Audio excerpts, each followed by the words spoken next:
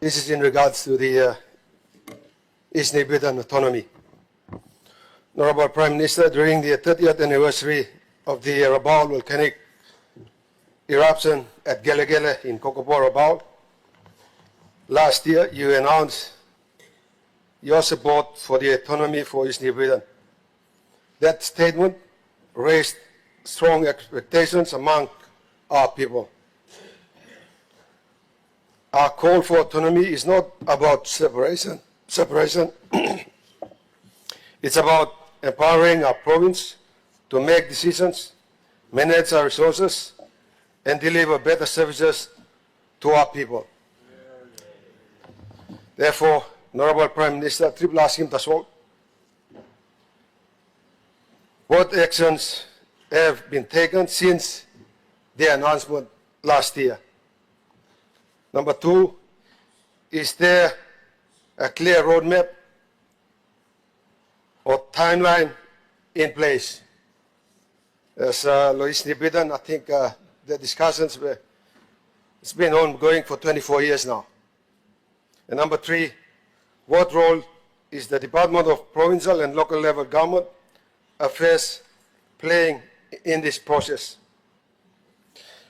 Honorable Prime Minister, while we acknowledge the support the national government has provided to East Nibitan over the years in key development areas, we need to know what the national government's stand is on this important agenda that has been outstanding for 24 years.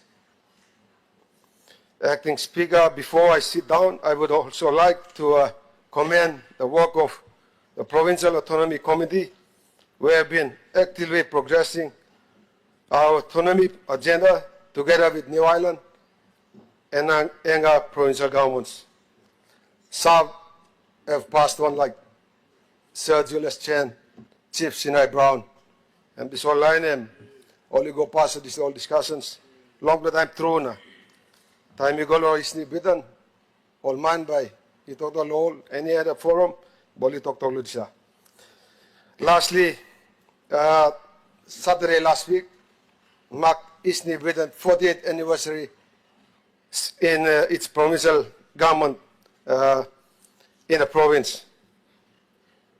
So while in the provincial governments, I know that there's been governors forums, consultations.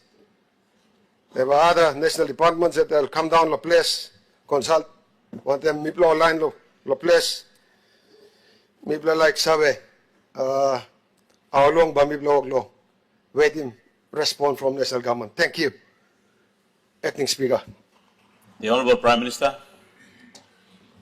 All right. Deputy Speaker, me talk thank you long, brother leader, Governor Blong, new East Nibitan Province. Thank you long this three question to you on the issue of autonomy. And I noticed that autonomy conversation has been going on for a much longer time. I want to confirm that the last government did make mention and commit 3 provinces to be trial in the autonomous government arrangements. I want to also say here, in the same breath, that this autonomy conversation is not similar to the autonomous Bougainville government we have. They have their own distinct autonomous Bougainville government. This one that is proposed is to ensure that functional autonomy is held in the 3 provinces that was earmarked. Since the announcement in 2014, 2015, thereabouts, there has been some work happening. We now, through the Minister for Provincial and Local Level Government, have been asked to give a considered effort. We get these 3 provinces off the ground. But when we came into office, we threw in the economic element to it. There is no relevance or use whatsoever for you to be labeled as autonomous government unless you still unless you are economically strong and you are able to finance the functions that you take care of. So when we came on board, we overlaid this work. If you are to be autonomous, how do you fund functions that you are carrying yourself?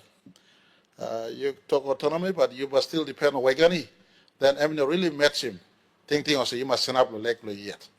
So we now we getting the Ministry of Provincial and Local Government and our Treasury team and PM's department working.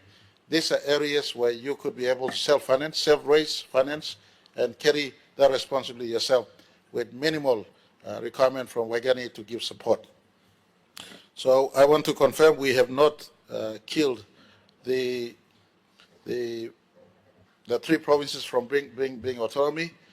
We also were conscious that we had Bougainville referendum running. We do not want to run sort of these 2 things parallel, although they in principle and technically they're different, but the word autonomy also has a parallel to Bougainville. It's the same word used in Bougainville as much as the 3 provinces who were trying to be autonomous. So we're trying to make it absolutely clear.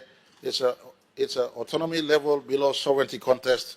It's an autonomy level that transfers functions clearly augmented already in the provincial and local level government law to yourselves, but also where others we could transfer, we transfer. But with the transfer, you must be able to generate revenue. Your revenue must support the functions that you have as far as autonomy is concerned. So Eastern Britain, I want to comment. I was with the provincial government and the team that celebrate the Eastern Britain Provincial Government Night, or Provincial Day last Saturday in a very good program where they had culture and exhibitions going on. I want to congratulate East New Britain Provincial Government, Governor Marum yourself. Without making too much noise, they get on with the business of running their province and serving the people much, much better. In fact, unreservedly, in my view, they are possibly the leading provincial government in our country right now, overqualified for functional autonomy and economic autonomy consistent with this Pangu administration's view. And by September 16,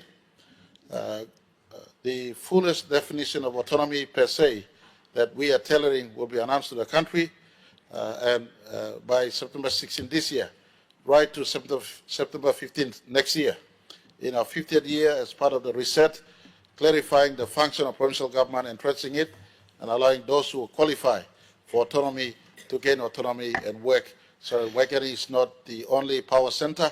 We have power centers in the provincial headquarters.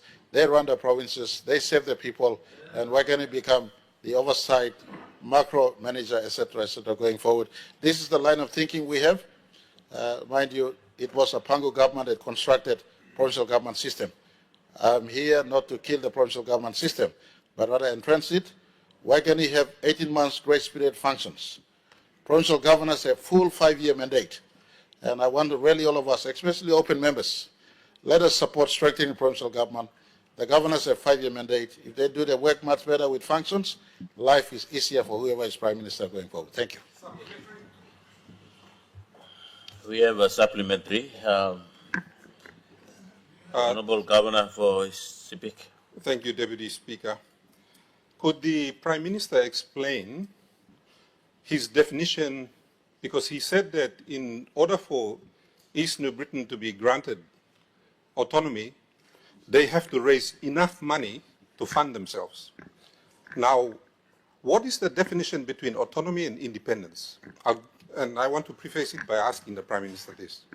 In Australia, the federal government grants, block grants down to all the states, and it allows the states to carry out all of their functions autonomously. So what the Prime Minister is suggesting for East New Britain is that if they raise all of their funds, then they will become autonomous. But I want to caution the Prime Minister. What he is suggesting is independence for East New Britain. Because if they are going to raise their own funds, they don't need the central government. So I would like to ask the Prime Minister to explain to the people of Papua New Guinea his understanding of full independence, as is the case demanded by the autonomous region of Bougainville, and the autonomy that all provinces, including East New Britain, are asking for, which is similar to what is practiced in Australia, the United States, China, all of the states in Europe, and elsewhere around the world, which is federal governments fund lower governments, and then there is autonomy in terms of functions. It is not a one-way street where the national government collects its own funds and then provinces like East New Britain come along and you say, you raise your own money and then we'll give you the functions. So could the Prime Minister explain to all of the governors in the House and our people what his definition of autonomy and independence are? Because as far as I can hear him responding to the good governor for East New Britain, he is suggesting independence for East New Britain.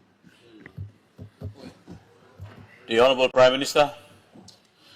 Thank you, Mr. Deputy Speaker. I want to rebut the supplementary question from the Governor of East Sepik.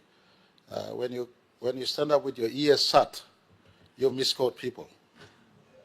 You misquote people. Mr. Deputy Speaker, I never said independence for with autonomy for East New Britain.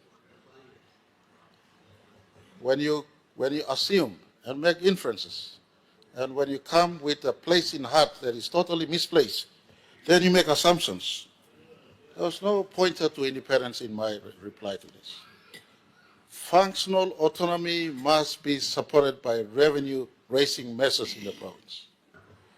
And even the current organic law on provincial and local level government, my mind cannot recollect the section. There is a place in that law that allows for provinces to raise revenue. Hardly any provincial governors use those provisions to raise revenue. 30 years on in our country.